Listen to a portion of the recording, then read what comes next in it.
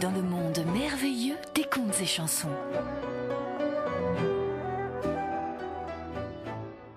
Quand tu entendras cette musique, tourne la page. Je vais te raconter une histoire.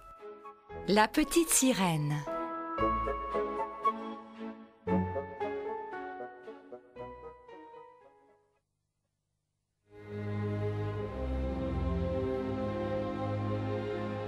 Il était une fois, au plus profond de la mer, un royaume extraordinaire peuplé par des sirènes. L'eau y était si limpide que l'on aurait dit du cristal. D'innombrables coquillages multicolores s'ouvraient et se fermaient sur les rochers au gré des courants, et chacun d'entre eux renfermait une perle si précieuse que la reine la plus riche en aurait pâli de jalousie. À l'endroit le plus profond s'élevait le château du roi des sirènes. Le roi avait 6 filles, toutes plus belles les unes que les autres, mais la plus jeune des 6 petites sirènes était sans conteste la plus admirable. Sa peau avait l'éclat pur et soyeux d'un pétale de rose, et ses yeux étaient aussi bleus qu'un lagon. Hélas, sa mère était morte peu après sa naissance, mais elle avait été élevée par sa grand-mère qui l'aimait tendrement et qui était vénérée dans tout le royaume. La petite sirène était une étrange enfant, tranquille et solitaire. Tandis que ses sœurs jouaient inlassablement dans les algues avec les poissons et les dauphins, elle passait son temps à rêver. « Hélas !» soupirait-elle. « Pourquoi n'ai-je pas 2 jambes comme les humains pour pouvoir courir sur la plage et dans les vallées? Au lieu de cela, je n'ai que cette affreuse queue de poisson et je suis condamnée à vivre sous l'eau. » Pourtant, la petite sirène était bien jolie, avec ses écailles argentées qui luisaient dès qu'un rayon de soleil filtrait à travers les flots. Un beau jour, sa grand-mère lui dit : « Quand vous aurez 15 ans, vous aurez la permission de monter à la surface de la mer. Là, vous pourrez vous asseoir au clair de lune sur un rocher et vous regarderez passer les grands bateaux. » Ces mots laissaient la petite sirène bien songeuse. Hélas, elle était la plus jeune. « Mais je n'ai que 10 ans. Il faut donc que j'attende encore 5 longues années avant de découvrir la terre. » Les années passèrent. Les 5 sœurs de la petite sirène avaient toutes eu 15 ans. Lorsqu'elles s'élançaient ensemble vers la surface de la mer et qu'une tempête s'annonçait, elles nageaient devant les bateaux en chantant délicieusement. Pendant ce temps, seule dans sa chambre, la petite sirène attendait le jour de ses 15 ans. Elle levait les yeux à travers l'eau d'un bleu sombre et apercevait quelques étoiles qui brillaient. Et elle rêvait. Elle rêvait de bateaux, d'oiseaux et de vertes collines. Enfin, ce fut le jour de son 15e anniversaire. Comme elle le lui avait promis, sa grand-mère orna ses beaux cheveux de boucles d'or d'une couronne de lys blanc et lui permit de monter à la surface. Sa beauté était devenue resplendissante. Sans perdre un instant, la petite sirène dit au revoir au royaume de la mer et s'élança vers le ciel, très haut, encore plus haut. Son cœur était gonflé de bonheur, car enfin son rêve se réalisait. Le soleil venait tout juste de se coucher quand elle émergea à la surface. Les nuages brillaient encore d'un éclat rose et doré, et l'étoile du soir scintillait au-dessus d'elle. Soudain, elle aperçut un grand bateau qui mouillait non loin de là. Sur le pont, des matelots chantaient et dansaient. La petite sirène, qui était très curieuse, nagea jusqu'au hublot du navire et se hissa sur les moulures en bois pour regarder à travers les vitres. À l'intérieur, des hommes parlaient, riaient et chantaient autour d'un somptueux festin. Parmi eux, se trouvait un très beau jeune homme. C'était un jeune prince dont on fêtait l'anniversaire. Le prince était si beau et si bien fait que la petite sirène sentit son cœur battre très fort. Elle était tombée amoureuse et longtemps, elle resta derrière le hublot pour admirer de ses grands yeux émerveillés le beau jeune homme. Mais soudain, elle entendit un énorme grondement. Le vent se leva brusquement et le bateau se mit à tanguer de droite et de gauche, de plus en plus vite. Une terrible tempête se préparait. La mer devint toute noire. Les matelots, affolés, couraient sur le pont en criant « Larguez les voiles! Virez à bâbord! Virez à tribord !» Un éclair terrifiant traversa le ciel, suivi d'un énorme coup de tonnerre. Le mât se brisa et tomba en fracas sur le pont. À présent, l'eau rentrait à flots dans la cale. Soudain, la petite sirène aperçut le prince. Il était en train de se noyer et lançait des appels au secours désespérés. Il fallait à tout prix le sauver. Aussi vite qu'elle le put, la petite sirène nagea jusqu'à lui. Elle le saisit par les bras et le remonta à la surface. Puis, délicatement, elle tint la tête du prince hors de l'eau et se laissa porter par les flots jusqu'à la plage. Là, elle s'endormit, ivre de fatigue et de bonheur.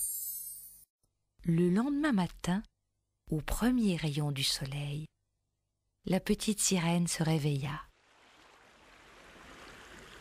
Le prince était à ses côtés, sur le sable. Il dormait paisiblement. Elle le trouva si beau qu'elle ne put s'empêcher de déposer un tendre baiser sur son front délicat. Mais le jour se levait et la petite sirène devait regagner son royaume sous la mer. Avant de plonger, elle se retourna une dernière fois pour voir encore le prince qu'elle aimait. C'est alors qu'elle aperçut une jeune fille qui s'approchait de lui. Elle se penchait sur le prince et le réveillait doucement. « Jamais il ne saura que c'est moi qui l'ai sauvé, » pensa la petite sirène tristement. « Jamais il ne me reconnaîtra. » Elle versa une larme et disparut dans les flots. Depuis cette aventure, la petite sirène retournait chaque nuit à l'endroit où elle avait laissé le prince. Et chaque nuit, elle chantait son amour pour lui. Sa voix était si belle que tous les animaux marins venaient l'écouter. Hélas, jamais le prince ne l'entendait. Son château était bien trop loin, et la petite sirène n'avait pas de jambes pour aller le retrouver. Un beau jour, elle annonça à sa grand-mère « Je suis prête à sacrifier ma vie pour me faire aimer du prince. Cette nuit, j'irai trouver la sorcière de la mer et je lui demanderai de me donner des jambes à la place de ma queue de poisson.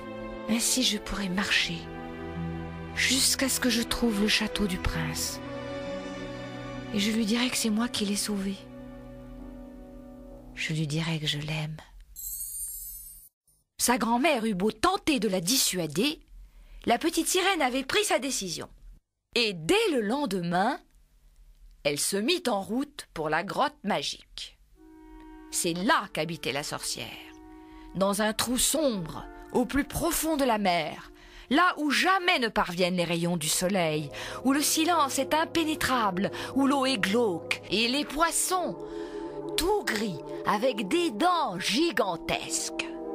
Lorsque la petite sirène arriva dans la grotte, la sorcière de la mer lui dit « Je connais la raison de ta visite. Es-tu toujours prête à sacrifier ta belle vie de sirène pour avoir 2 jambes ridicules ?» très pâle. La petite sirène répondit « Oui, madame, j'aime un prince et je veux le rejoindre dans son château. Pour cela, il me faut des jambes, comme celles qu'ont les humains. » Alors la sorcière fit chauffer une énorme marmite. Lorsque la vapeur s'éleva en prenant des formes terrifiantes, elle y ajouta une goutte de bave de crapaud, une larme de crocodile et la langue d'un serpent d'eau bouclé. Voici ta potion, petite sirène. Demain, au lever du soleil, tu la boiras.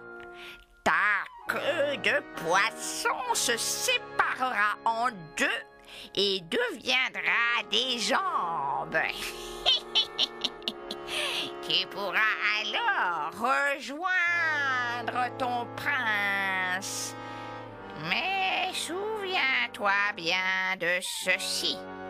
Si tu ne parviens pas à te faire aimer de lui, le jour de ses noces, tu te transformeras en écume. La petite sirène était bien loin d'imaginer une issue aussi tragique. Comment le prince qu'elle aimait et qu'elle avait sauvé pourrait-il épouser une autre femme qu'elle ? Elle prit alors la potion magique, mais d'un geste brusque, la sorcière l'arrêta. Attends un instant, bel enfant. Pour emporter cette potion, il faut d'abord me payer. Tu as la plus jolie voix de la mer et tu vas me la donner. La petite sirène hésita un instant, mais elle aimait trop le prince.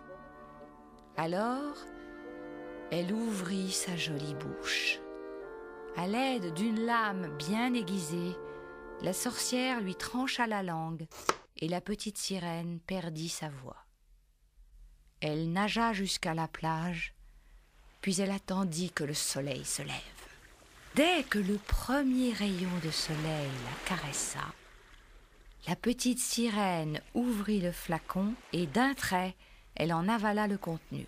Ce fut alors comme si une épée transperçait brusquement son corps.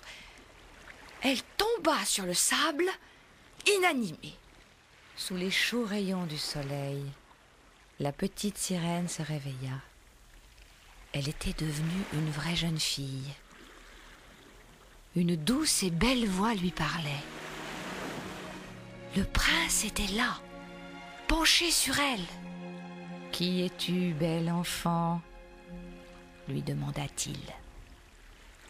La petite sirène aurait voulu lui répondre, lui dire qu'elle était celle qui l'avait sauvée et qu'elle l'aimait, mais elle se souvint qu'elle n'avait plus de voix. Alors, le prince prit la main de la petite sirène et il l'emmena dans son château. Il l'habilla de robes magnifiques, puis il la présenta à la cour. La petite sirène, qui ne pouvait prononcer une parole, s'installa au château. Le prince l'appelait « ma petite enfant trouvée ». Il lui offrait beaucoup de tendresse, mais l'idée de l'épouser ne lui traversait pas l'esprit. « Je t'aime beaucoup », lui dit-il un jour, « car tu ressembles à la jeune fille qui m'a sauvé la vie après une terrible tempête. Elle m'a trouvé mourant sur le sable et je vais bientôt l'épouser car c'est elle seule que j'aime d'amour. » Ces mots déchirèrent le cœur de la petite sirène. Elle essaya de faire comprendre au prince que c'était elle qui l'avait sauvé, mais malgré tous ses efforts, elle ne parvenait pas à dire un mot. Le prince ne la comprit pas, et désespérée, la petite sirène s'enfuit vers la plage. Et les jours passèrent. Au château, on préparait les noces du prince et de la jeune fille qu'il avait trouvé mourant sur le sable. Assise sur un rocher, la petite sirène, au désespoir, pleurait celui qu'elle aimait. Elle savait que jamais elle ne parviendrait à se faire comprendre et que jamais elle ne reverrait celui pour qui elle avait abandonné sa famille et perdu sa merveilleuse voix sans qu'il en sache rien. Le soir des noces du prince arriva. De son rocher, la petite sirène aperçut les lumières du château qui brillaient. Le bal se termina fort tard dans la nuit. Puis les jeunes mariés allèrent se coucher. Alors, la petite sirène ressentit une douleur immense. Puis, son corps devint léger comme une plume et se divisa en 1000 petites étoiles argentées. Elle vit une multitude de créatures transparentes qui flottaient dans l'air à ses côtés. Elle avait rejoint l'écume. « Nous sommes les filles de l'air », lui dirent ses compagnes transparentes, « et nous répandons le parfum des fleurs. » Devenue invisible, la petite sirène alla déposer un dernier baiser sur le front du prince qu'elle aimait. Le vent se leva et la petite sirène s'envola vers le ciel, à tout jamais.